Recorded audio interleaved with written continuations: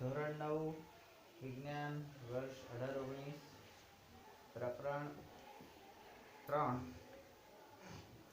પરમાણુ અને અણુ. હવે આ જે ચેપ્ટર છે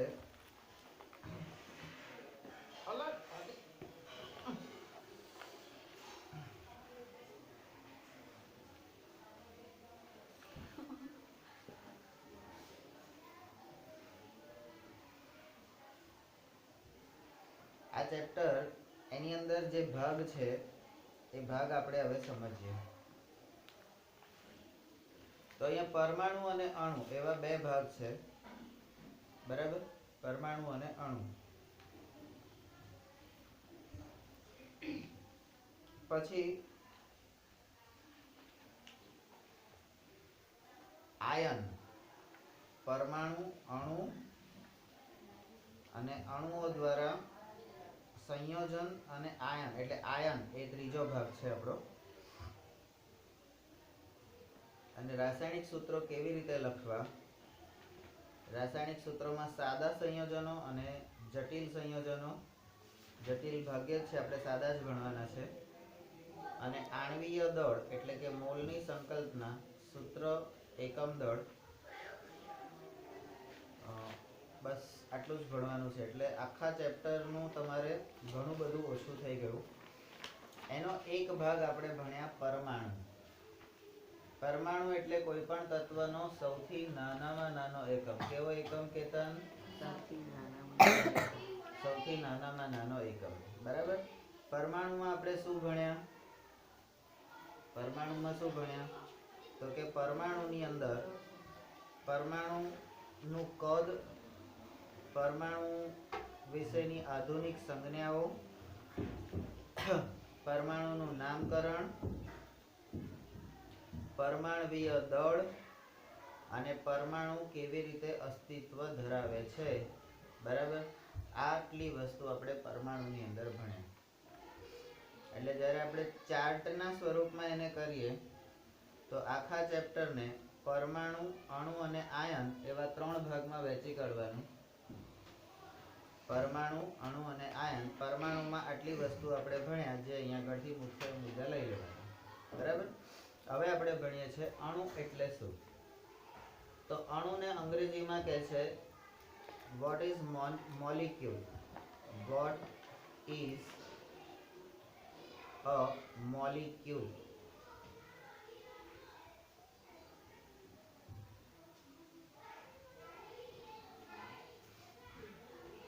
what is a molecule. Molecule એટલે શું? અણુ.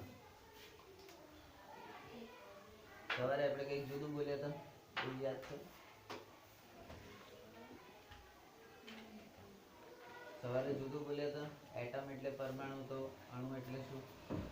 એવું કંઈક જુદું બોલ્યા હતા. ન્યુક્લિયર કહેતા હતા, બરાબર? તો અહીંયા અણુ એટલે મોલિક્યુલ.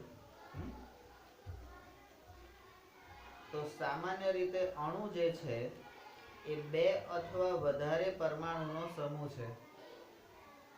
પરમાણુ એ સૌથી નાનામાં નાનો ભાગ છે, પણ 2 અથવા વધારે, એટલે ઓછામાં ઓછા 2 ભેગા થાય ત્યારે અણુ બને.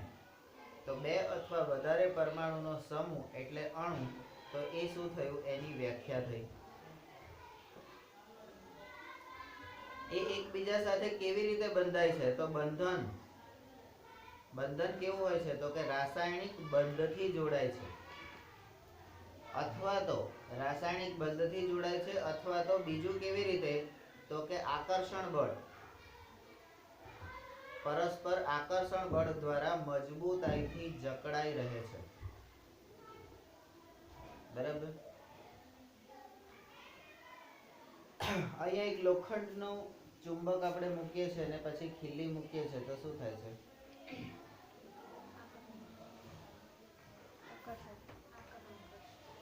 ખીલી ચુંબકને ચોટે છે કે ચુંબક ખીલીને ચોટે છે?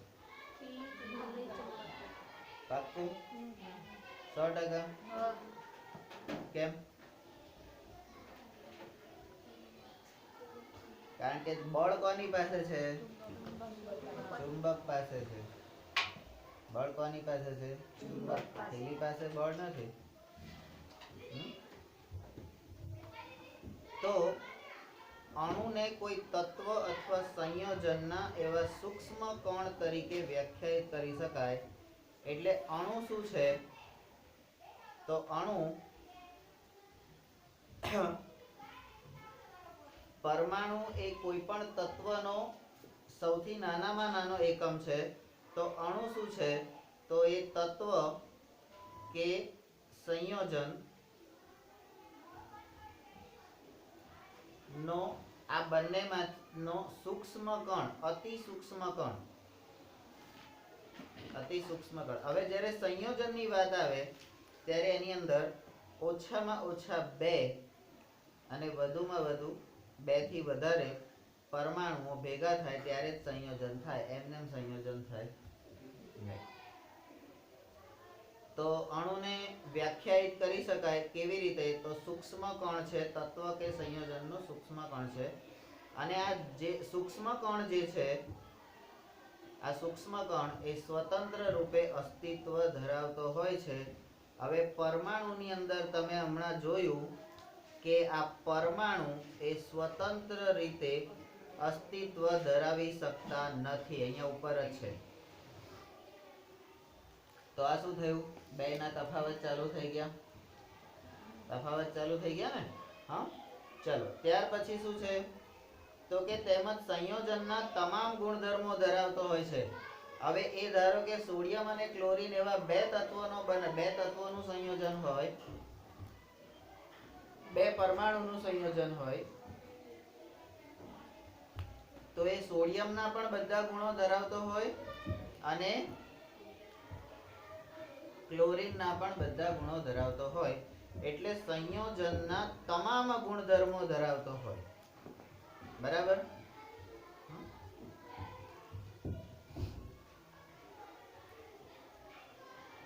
એક જ તત્વના પરમાણુ અથવા જુદા જુદા તત્વોના પરમાણુ દળના 1/12 ભાગ સાથે સરખામણી કરી કઈ ગયું?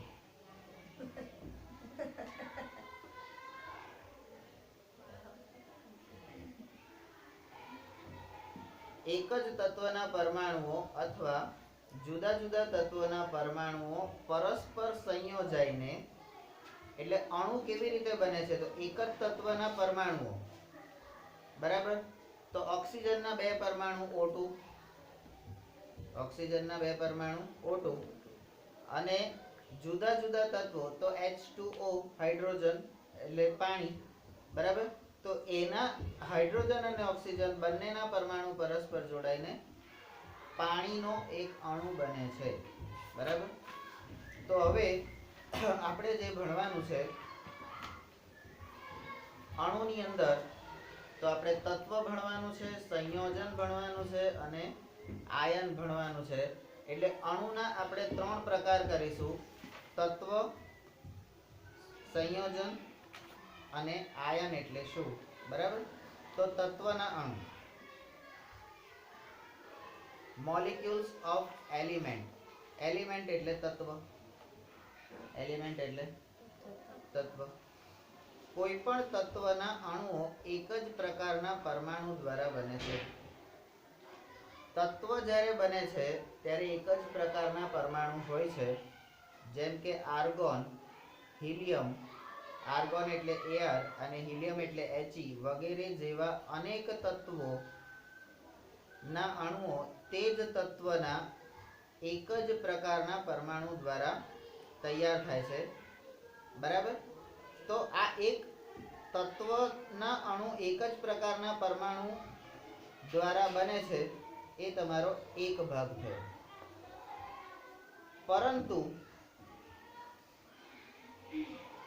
પરંતુ મોટા ભાગના અધાતુ તત્વ માટે આવું બનતું નથી. એટલે આ જે બને છે એ કયા તત્વ માટે બને છે? તો ધાતુ તત્વો માટે.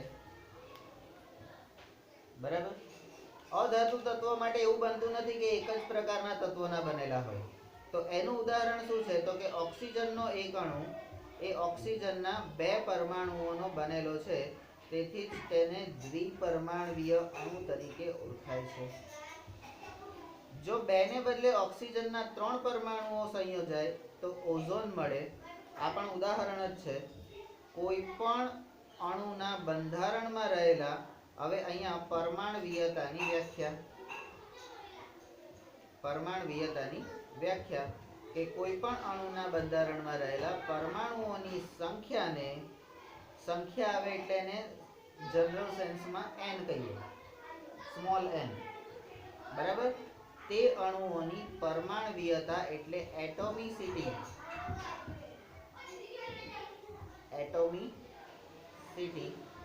કહેવામાં આવે છે, બરાબર. તો આ એટોમિસિટી વાળું આવ્યું એ તમારું, એટલે સી સેક્શન અહીંયાથી ચાલુ થાય, એટલે એ, બી અને સી. ધાતુ અને કાર્બન જેવા અન્ય તત્વો એ સરળ બંધારણ ધરાવતા નથી. તેમાં વધુ મોટી અને અનિશ્ચિત સંખ્યામાં પરમાણુ એકબીજા સાથે બંધથી જોડાયેલા હોય છે. તો આ તમારો થયો ડી સેક્શન. એટલે તત્વના અણુઓ એક તો એક જ પ્રકારના પરમાણુ હોય, અથવા દ્વિપરમાણવીય એકના એક બે વખત હોય, અથવા ત્રિપરમાણવીય એટલે ઓઝોન, બરાબર. અને એની જે સંખ્યા હોય એને આપણે પરમાણવીયતા કહીએ છીએ, બરાબર. એ પરમાણવીયતાની વ્યાખ્યા જે છે એને તમે ઉપર પણ લઈ શકો.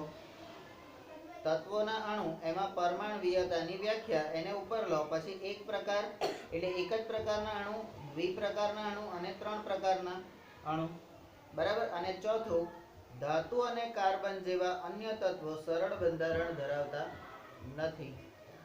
તેમાં વધુ મોટી અને અનિશ્ચિત સંખ્યામાં પરમાણુ એકબીજા સાથે જોડાય છે અને એકબીજા સાથે બંધથી જોડાયેલા હોય છે, બરાબર. તો આ ચોથો ભાગ થયો. તો અહીંયા કેટલાક તત્વોની પરમાણવીયતા એટલે એમાં કેટલા પરમાણુ જોડાયેલા હોય છે, બરાબર. તો એક જ પ્રકારના છે કે ઘણા બધા પ્રકારના? તો એમાં ધાતુ અને અધાતુ, બરાબર. આપણે જે અહીંયા ધાતુની વાત થઈ, તો આ જે ધાતુના પરમાણવીયતાના છે એ આ સેક્શનના ઉદાહરણમાં લખવાનું. અધાતુ માટેના છે એ બધા અહીંયા લખવાના 2 નંબરમાં, એટલે બી માં, બરાબર. તો એનાથી આપણને ધ્યાનમાં આવશે. હવે તત્વનો પ્રકાર છે અધાતુ. અધાતુમાં આર્ગોન, હિલિયમ, ઓક્સિજન. એટલે અધાતુમાં આર્ગોન અને હિલિયમ જે છે, આર્ગોન અને હિલિયમ આ બંને એ કેવા છે? એક પરમાણવીય છે. ઓક્સિજન, હાઇડ્રોજન, નાઇટ્રોજન, ક્લોરીન આ બધા જે છે એ બધા કેવા છે? તો કે દ્વિપરમાણવીય છે.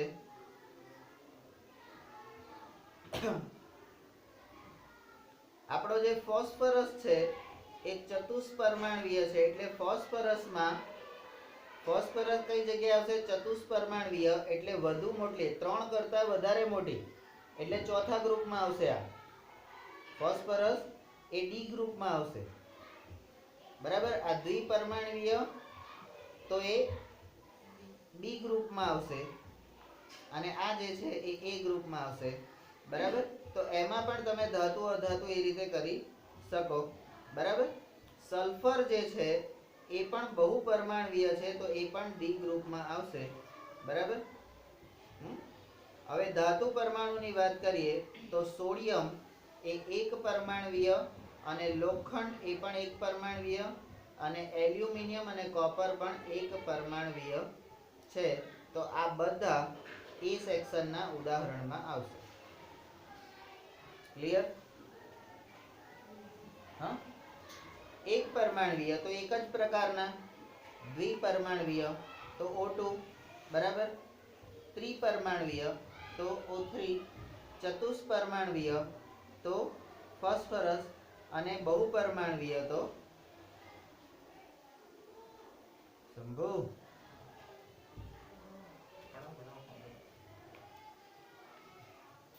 એવું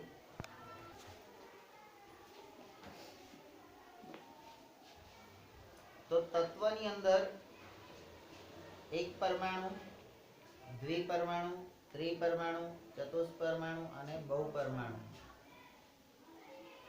બરાબર. આટલા પ્રકાર હોય છે. હવે સંયોજનના અણુઓ, તો પહેલા તો સંયોજન કેવી રીતે થાય છે તો કે વ્યાખ્યા આપણે કરીએ તો જુદા જુદા તત્વોના પરમાણુઓ, એટલે હવે અહીંયા એક જ પ્રકારના તત્વના પરમાણુ નથી, જુદા જુદા તત્વોના પરમાણુ એક નિશ્ચિત પ્રમાણમાં, કારણ કે નિશ્ચિત પ્રમાણનો નિયમ છે, નિશ્ચિત પ્રમાણમાં એકબીજા સાથે જોડાઈ સંયોજનના અણુનું નિર્માણ કરે છે. અહીંયા કોષ્ટકમાં કેટલાક સંયોજનો આપેલા છે, એના ઉદાહરણ આપણને આપેલા છે, આપણે જોઈએ. તો સંયોજનનું નામ છે પાણી. સંયોજનનું નામ છે પાણી. તો પાણી શેનું શેનું બનેલું છે ભાઈ? તો હાઇડ્રોજન અને ઓક્સિજનનું બનેલું છે. અને હાઇડ્રોજનનું દળ કેટલું? તો કે 1, જે એનો પરમાણ્વીય ક્રમાંક છે. અને ઓક્સિજનનો પરમાણ્વીય ક્રમાંક 8 છે, તો એ જ એનો દળ, પરમાણુ દળ અને પરમાણુ ક્રમાંક એક જ કહેવાય. બરાબર? આવું જ્યારે પેલું તમે સોફ્ટવેર જોતા હતા ત્યારે પરમાણુ દળ અને પરમાણુ ક્રમાંક, બરાબર, આની જે વાત હતી એ આ છે. એમોનિયા એ સંયોજન છે. બરાબર? એમોનિયા શું છે? સંયોજન છે. કોનું? તો કે નાઇટ્રોજન અને હાઇડ્રોજનનું. નાઇટ્રોજન અને હાઇડ્રોજનનું. હવે નાઇટ્રોજનનું પરમાણુ દળ 14 છે અને હાઇડ્રોજનનું અહીંયા 3 છે. કેમ 3 છે ભાઈ? હાઇડ્રોજનનું તો એકચ્યુઅલી એક જ છે, હાઇડ્રોજનનું એક છે, પણ અહીંયા હાઇડ્રોજનના 3 પરમાણુ, કારણ કે એમોનિયા એટલે શું છે? તો પાણી એટલે H2O, અને એમોનિયા એટલે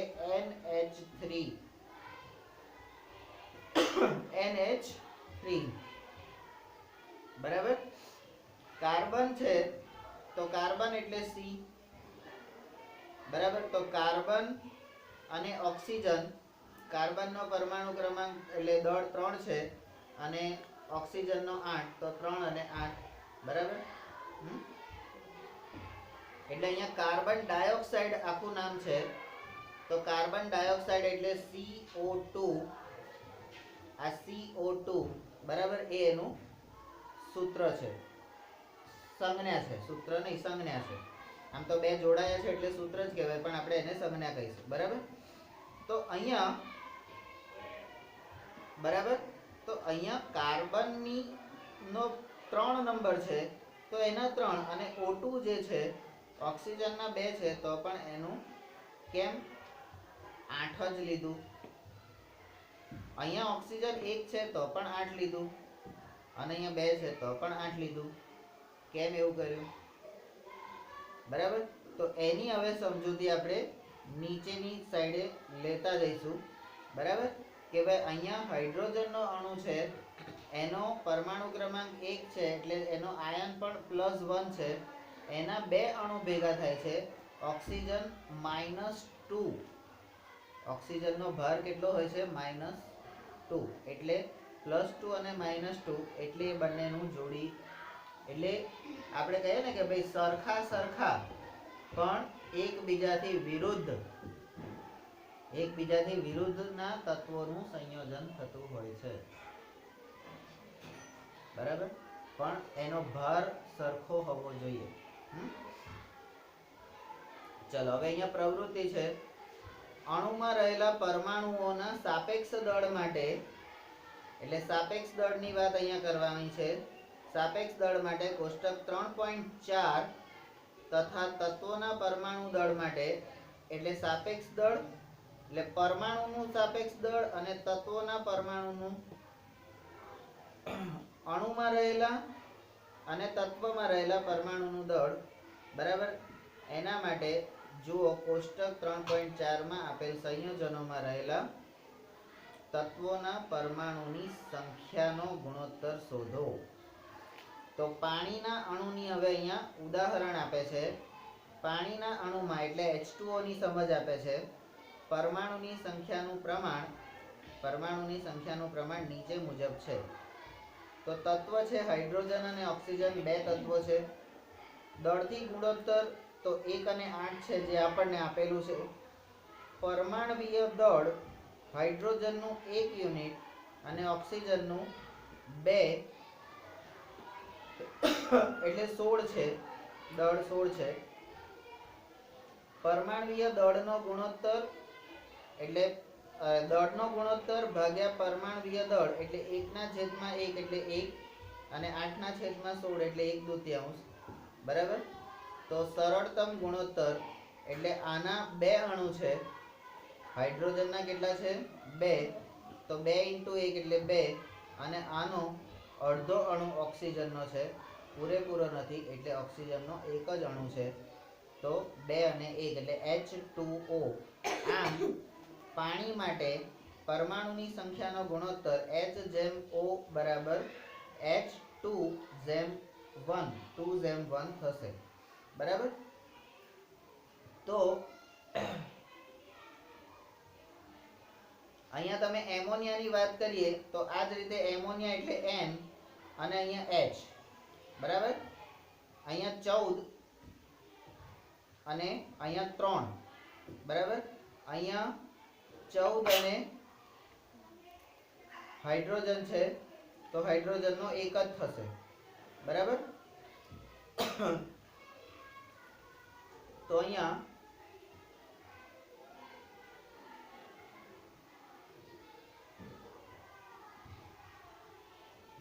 14/14 એટલે 14/14 એટલે 1 આવશે અને અહીંયા 3 1 એટલે 3 અણુ અહીંયા આગળ આવશે.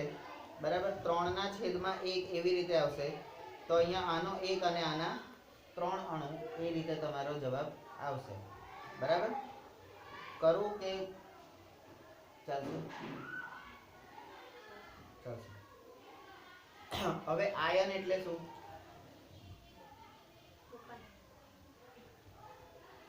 આયર્ન નથી કીધું. આયર્ન એટલે આયન એટલે લોખંડ. અહીંયા આયન કીધું છે. આયન. આયન એટલે ધનાયન, ઋણાયન, ધનાયન, ઋણાયન, ધનાયન, ઋણાયન. બરાબર. તો what is iron? What is an iron? તો આપણે 8મા ધોરણમાં જ ભણી ગયા છે કે જે પદાર્થ ઇલેક્ટ્રોન ઘુમાવે તો ધનાયન અને જે પદાર્થ ઇલેક્ટ્રોન મેળવે તો ઋણાયન કહેવાય. આવું આપણે ભણ્યા હતા. બરાબર. પેલું આમ મોટું ચકેડું મારીને અંદર 2 ટપકા મારીને એને જોડતા હતા. ખબર છે? વત્તાકાર કરીને આવું કઈ કરતા હતા તમે? એમ ક્યારે કરતા હતા? તું તો એ દિવસ સ્કૂલે જ નતો ગયો. હે? ખેતરમાં રખડી ખાતો હતો. તો હવે આયન એટલે શું એનું હવે આપણે ભણવાનું છે. તો આયનની વ્યાખ્યા અહીંયા આગળ આપેલી છે. ધાતુ અને અધાતુ યુક્ત સંયોજનો. હવે આ આયન એટલે વીજભારિત ઘટકો. હવે આ વીજભારિત ઘટકોને સ્પીસીઝ કહીએ છે. એના બનેલા હોય છે અને આ વીજભારિત ઘટકોને આયનો કહેવામાં આવે. આયનો. આયનો નહીં. શબ્દ એનો એ જ છે. આયનો. હા અને આયનો. તમે બોલો કેવી રીતે એની પર અર્થનો અનર્થ થઈ જાય. અને આયનો એ પાછું 2 અર્થ બતાવે. આઈ નો એટલે હું જાણું છું. આઈ નો એટલે અરીસો અને આયનો એટલે આપણે જે આ વીજભારિત ઘટકો જે છે એને આપણે આયનો કહીએ છીએ. I know. You know. હા you know. Yes I know. એમ યુ નો. જો આ આઈ નો બોલ્યું. આઈ નો એટલે શું થઈ ગયું? અરીસો. તો પ્રોનાઉન્સિએશન શબ્દ કેવી રીતે આપણે પેલા સંસ્કૃત ભણતા હતા ત્યારે કે કોઈ જગ્યાએ હતું કે શબ્દોનું મહત્વ શું છે. બરાબર, કયો શબ્દ ક્યારે કેવી રીતે અને કયા પરિપ્રેક્ષ્યમાં કોની સાપેક્ષે બોલાય છે એ મહત્વનું છે. તો આયનો એ વીજભારિત કણ છે. આયનો શું છે? વીજભારિત કણ છે. એટલે વીજભાર એટલે એની અંદરથી ઇલેક્ટ્રિક પ્રવાહ થાય અને એ ધન વીજભારિત અથવા તો ઋણ વીજભારિત હોઈ શકે. ઋણ વીજભારિત આયનને એનાયન કહે છે અને ધન વીજભારિત આયનને કેટાયન, એનાયન કેટાયન કહે છે. ઉદાહરણ તરીકે તો અહીંયા વ્યાખ્યાને તમે એ નામ આપો, બરાબર.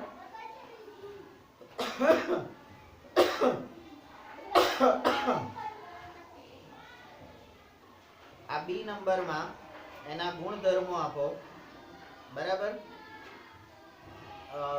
સી નંબરમાં એના પ્રકાર આપો, બરાબર. અને ડી નંબરમાં એના ઉદાહરણ આપો. તો ઉદાહરણ તરીકે સોડિયમ ક્લોરાઇડ Na+ અને Cl- એ બંને ભેગા થઈને બને છે. તો તેના ઘટક કણો ધન વીજભારિત સોડિયમ આયનો Na+ અને ઋણ વીજભારિત ક્લોરાઇડ આયનો એટલે Cl- હોય છે, બરાબર. અને આયન, તો આયન એ શું છે પાછું? તો ડી પછી આ ઈ. આયન શું છે કે એક વીજભારિત પરમાણુ અથવા ચોખ્ખા વીજભાર ધરાવતા પરમાણુનો સમૂહનો બનેલો હોય છે. તો આને આપણે કહીએ આયનની રચના અથવા તો બંધારણ. રચના અથવા તો બંધારણ, બરાબર છે. હવે એમ કે છે કે વીજભાર ધરાવતા પરમાણુના સમૂહ એ બહુપરમાણવીય આયન તરીકે ઓળખાય છે. તો આ આયનોનો સમૂહ, બરાબર, એને પરમાણુનો સમૂહ કહે છે. અને એનું તો આ બહુપરમાણવીય આયનની વ્યાખ્યા થઈ. કોની? બહુપરમાણવીય આયનની વ્યાખ્યા. હવે આપણે આયનોના નિર્માણ વિશે પ્રકરણ 4 માં ભણીશું. એટલે પ્રકરણ 4 જે છે એની અંદર આપણે આયનોના નિર્માણ કેવી રીતે થાય છે, એ પ્લસ કેવી રીતે થાય છે, માઇનસ કેવી રીતે થાય છે, એ હવે આવતા પ્રકરણમાં જોઈશું, બરાબર. હવે કેટલાક અહીંયા આયનીય સંયોજનો એટલે આપણા ઉદાહરણો આપણે કહીએ તો આયનીય સંયોજનનું નામ છે કેલ્શિયમ ઓક્સાઇડ. Calcium oxide. જોડાતા તત્વોના નામ કેલ્શિયમ અને ઓક્સિજન. અને કેલ્શિયમનો દળ ગુણોત્તર 5 અને ઓક્સિજનનો 2, બરાબર. કેલ્શિયમ ઓક્સાઇડ, બરાબર. તો એનું સૂત્ર શું થશે કેલ્શિયમ ઓક્સાઇડનું?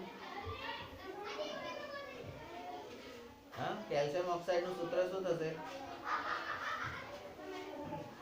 CaO,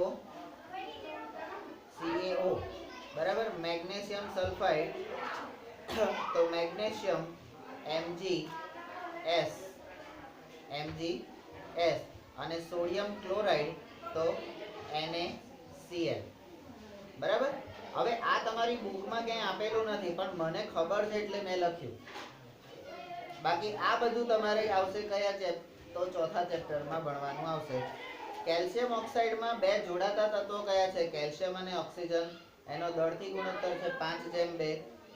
મેગ્નેશિયમ સલ્ફાઇડમાં મેગ્નેશિયમ અને સલ્ફર જોડાય છે. એનો દળ ગુણોત્તર છે 3:4. અને સોડિયમ ક્લોરાઇડમાં NaCl એટલે કે સોડિયમ અને ક્લોરીન જોડાય છે. અને સોડિયમનો દળ ગુણોત્તર 23 અને ક્લોરીનનો છે 35.5. આ દળ ગુણોત્તર તમને કઈ જગ્યાએ આપેલો હતો ભાઈ? આ દળ ગુણોત્તર ક્યાં આપેલો હતો? અહીંયા.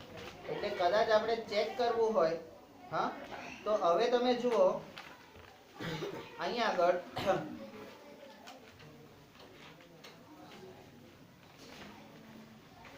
બરાબર. તો અહીંયા તમે હવે દળ ગુણોત્તરને જોઈ શકો છો. ચાલો, ત્યાર પછીનો મુદ્દો છે રાસાયણિક સૂત્રો લખવાના છે. કેવી રીતે લખવાના? બરાબર.